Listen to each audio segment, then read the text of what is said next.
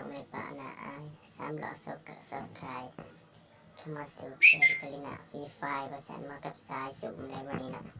พักช่องใหม่เนี่ยเด้อทางสายสุ่มประสานมาใหม่ในวันนี้เนาะมาเห็ดช่องใหม่ประสานผู้ได้หมักได้หากกดไลค์กดติดตามในเด้อพี่น้องเนาะจังวันนี้ก็มีคนลงอยู่ข้างๆเนาะแต่ทางเรายังบ่ได้ปืนเถื่อเนาะตอนนี้เราต้องหาแก้ปืนใดบ่กับมีดมาก่อนก็เอาประสานเอาเห็นปืนแล้วเนาะปืนยังก็เอาไปก่อนจังวันนี้เอาบ่มีทางเลือกปืนยังก็เอาไปก่อนจังวันนี้เอาละเดี๋ยวนี้เราก็จะได้ขึ้นเทิงไปเนาะไปเนาะว่าเราอยู่เทิงเราอยู่ไซเนาะจังวันโดดขึ้นไปแล้วเนาะเอาแล้วจังวันนี้เราอยู่ไซยังหาบ่เห็นเห็นเลือดมาก่อนจังวันนี้เก็บของแต่งปืนก่อนเ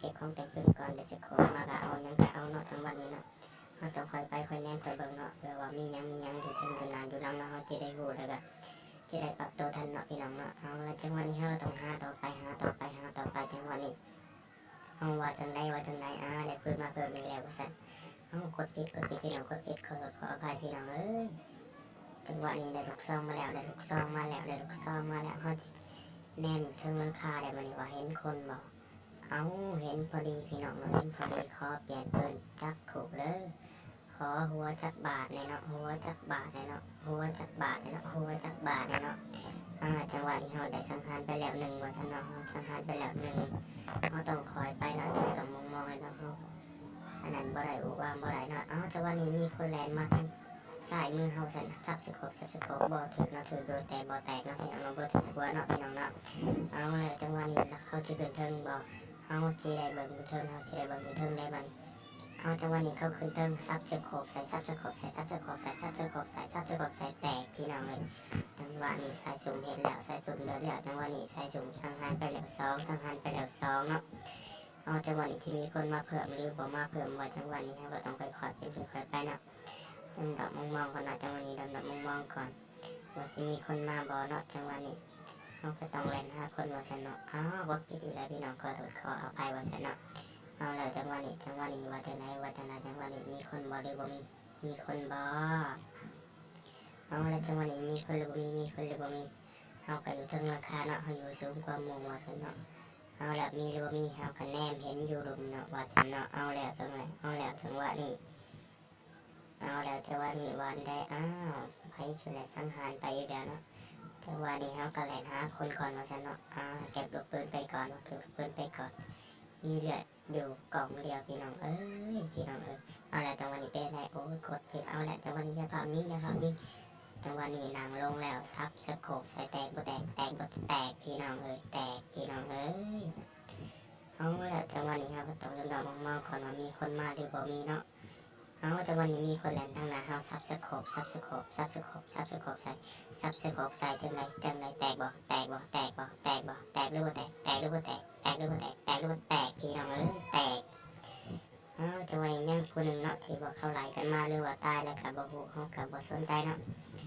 จังหวะนี้เฮาก็ไปเรื่อยเห็นคนก็นิ่งบ่เห็นก็บ่นิ่งว่าซั่นเด้ว่าจังไดจังหวะนี้ขึ้นอยู่บ้านอยู่เทิงอยู่เฮือนเลยเนาะว่าจังไดมีคนหรือบ่มีจังหวะนี้ว่าจังไดเนาะจังไดมีคนหรือบ่มีจังหวะนี้ยังเงียบยังเฉยอยู่เนาะเราก็ต้องรอไปเรื่อยว่ามีคนมาหรือบ่มีเนาะพี่น้องเนาะแล้วจังหวะนี้ได้ยินเสียงเกือบอยู่ลมอยู่แตกแต่บ่กล้าขึ้นมาพี่น้องบ่กล้าขึ้นมาย่านสายสุ่มหรือว่าย่านผู้ใดเนาะคือสิบ่แม่นย่านสายสุ่มบ่ได้โหดได้เก่งเนาะบ่คือสายบูได้ว่าซั่นเนาะขึ้นมาบ่พี่น้องบ่ขึ้นมาฟังเสียงคือสิขึ้นมาแตกแต่บ่ขึ้นมาว่าจังไดเนาะทั้งลมทั้งนี่ขึ้นมาอยู่บ่เนาะทั้งลมเนาะขึ้นมาเด้อสิขึ้นมาเด้อเมื่อยขาได้นี่ได้ขึ้นมาเนาะคันสิขึ้นมาก็ขึ้นมาคันบ่ขึ้นแล้วสิลงไปหาเองเลยว่าซั่นเนาะเฮาก็ต้องใจเย็นเบิ่งหน้าเบิ่งหลังกันเฮาก็บ่พาวเนาะบ่คนพาวเฮาก็ได้เฮาว่าจังไดอยู่หลบสิบ่ขึ้นมาอีหลีบ่เนาะว่าจังไดอยู่หลมบ่ขึ้นมาอีหลีบ่อยู่หลมเนาะอยู่หลมเฮาบ่ขึ้นมาอีหลีบ่อยู่หลมเฮานี่เนาะว่าจังไดเนาะอยู่หลมขึ้นมาเด้อ ขึ้นมาบ่ขึ้นแล้วเอามาตัวแห่อะคันบ่ขึ้นเพื่อนก็ค่อยมาให้มาตัวแห่จนหน่อยหนึ่งเอาไปกินว่าซั่นเนาะบ่ถึกเนาะพี่น้องเนาะแต่ก็ยังบ่ขึ้นมาคือเก่าบางสิ่งเกิดนี่คือสิมา2คนว่าซั่นมา2คนว่าจังไดเนาะขึ้นมาอยู่บ่เนาะขึ้นมาอยู่บ่ตอนนี้ยังเงียบอยู่เนาะยังเงียบอยู่บ่ฮู้ว่าสิขึ้นหรือบ่ขึ้นเนาะวันนี้เฮาก็ได้แต่รออย่าลงไปได้ถึกกับดักระเบิดเข้าตายได้มาผู้เดียวว่าซั่นเนาะเอาแล้วจังหวะนี้ว่าจังไดบ่ขึ้นเนาะว่าซั่นแล้วจังหวะนี้มีคนทางหน้าเฮาเนาะว่าซั่นซับสโคปเลยเนาะจังหวะนี้โอ๊ยบ่ถึกเนาะพี่น้องเอ้ยบ่ถึกเนาะพี่น้องเอ้ย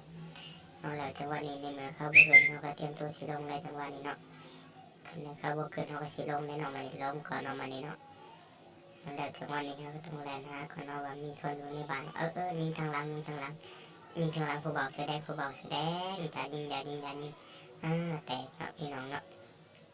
แล้วจังหวะนี้สิมีคนมาอีกบ่เนาะจังหวะทางนั้นมีคนแล่นมาเดี๋ยวเขาเบิกของเขาเนาะเขาได้ลูกซองมาว่าซั่นเนาะโอ้ยเอาผิดพี่น้องเอาผิดได้ลูกซอง2กระบอกซั่นเอามาเฮ็ดหยังลูกซอง2กระบอกยังบ่เข้าใจตัวเองอยู่เอาว่าจังได๋คนนี้มาฮอดหรือยังเนาะมันสิออกไปต้อนรับพระเจ้าก่อนเอาว่าจังได๋ยิงแล้วอย่าเผาใจเย็นๆพี่น้องใจเย็นพี่น้องใจเย็นเอาถือกล้องใหม่เอาว่าจังได๋จังหวะนี้ซับสโคปแตกบ่แตกเนาะพี่น้องเนาะแตกไปอีกแล้วเนาะขาไปแล้ว6จังหวะนี้เนาะทางนั้นก็มีเนาะอยู่บ้านทางหลุมบ่เนาะแล่นเข้าบ้านแล้วทางนั้นเนาะเอาแล้วทางนี้ก็นี่พี่น้องทางนี้ก็นี่เกาะ2จนพังเนาะพี่น้องว่าทางไหนซับสโคปจังหวะนี้ซับสโคปว่าทางไหนแตกหรือบ่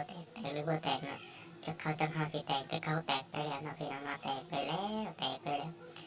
เอาแล้วจังหวะนี้ทางหลังก็มีคนเนาะอยู่ทางเพื่อนว่าซั่นเนาะเพื่อน2สันคนใดทางหลังก็มีคนเอาแล้วแล่นแล้วจังหวะนี้สโคปไปหาก่อนบ่เห็นพี่น้องบ่เห็นว่าซั่นเอาว่าจะได้ออกมาแล้วซับสโคปใส่ออกมาแล้วบ่ถึกเนาะพี่น้องเนาะถือถูกเดียวแต่บ่แตกเนาะพี่น้องเนาะเอาละจังหวะนี้เฮาก็ได้ไปหาเก็บเลือดก่อนเฮาบ่มีเลือดจักป่องเลยเนาะพี่น้องเนาะ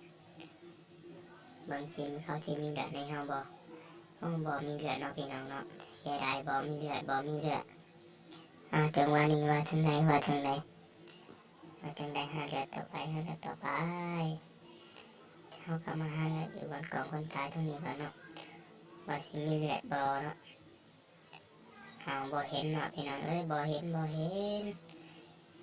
บนกองคนตายมันสิไปทางไหนเนาะไปทางใดมันบ่เห็นเนาะพี่น้องเนาะบ่เห็นอีหลีมาจังหวะนี้เขาก็ได้แล่นไปเรื่อยๆเขามาเห็นเกาะ2เนาะพี่น้อง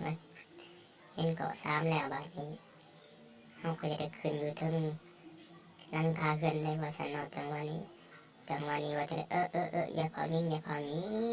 นี้อย่าเผายิงข่อยแห้งบ่มีเลือดแต่ใจเย็นเด้อหัวหน้าเด้อแห้งบ่มีเลือดนี่ว่าจังไดจังหวะนี้ว่าจังไดเฮาสิเอาจังไดดีเนาะ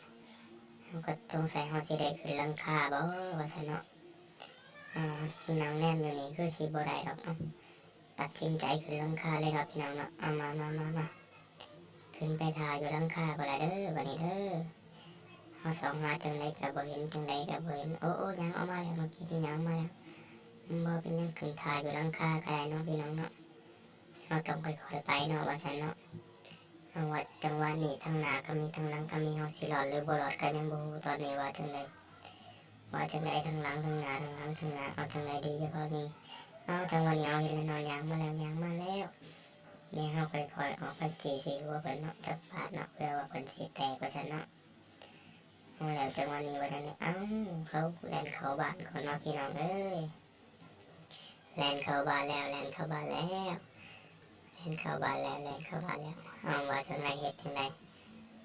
เนาะว่าจังไดดีเท่านั้นก็ยิงมาว่าซั่นเนาะเท่านั้นก็ยิงมาว่าจังไดดีเอาเลือดตรงนี้โอ้ยสิรอดบ่เนาะมื้อนี้เนาะสิรอดอยู่บ่โอ้ยตายแล้ววันนี้ตายแท้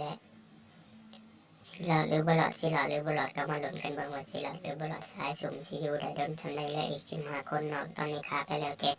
7%อ้าวยิงใหม่เราเถิกอยู่วันนี้แม่งขาตายได้วันนี้เลยว่าจังไดเนาะจังไดอย่าเผายิงมาเด้อหาเหลี่ยมอยู่หาเหลี่ยมอยู่หาเหลี่ยมอยู่หาเหลี่ยมอยู่นั่นแหละโอ้ยเรียบร้อยพี่น้องเอ้ยขอบใจที่ติดตาม